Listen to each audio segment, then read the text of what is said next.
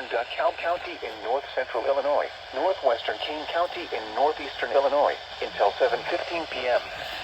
At 6:44 p.m., a severe thunderstorm was located near Hampshire, or near Genoa, moving east at 35 miles per hour. Hazard, 60 miles per hour wind gusts. Source, radar indicated.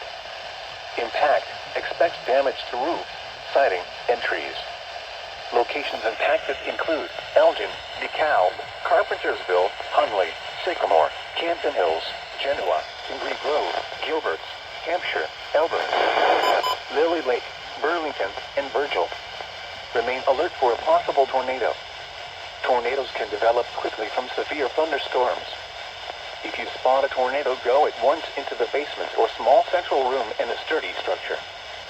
For your protection, move to an interior room on the lowest floor of a building.